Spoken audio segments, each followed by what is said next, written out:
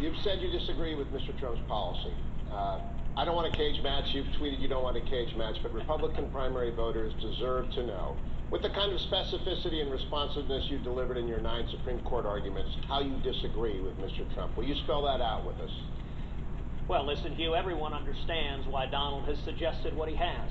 We're looking at a president who's engaged in this doublespeak, where he doesn't call radical Islamic terrorism by its name. Indeed, he gives a speech after the San Bernardino attack where his approach is to try to go after the constitutional rights of law-abiding citizens rather than to keep us safe. And even worse, President Obama and Hillary Clinton are proposing bringing tens of thousands of Syrian refugees to this country when the head of the FBI has told Congress they cannot vet those refugees.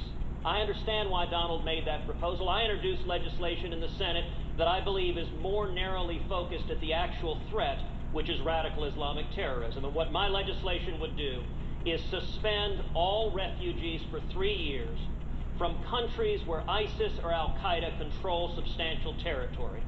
So you're saying you disagree because he's too broad and you have a narrower focus? Why do you disagree with him? Well, you know, I'm reminded of what FDR's grandfather said. He said, all horse thieves are Democrats, but not all Democrats are horse thieves.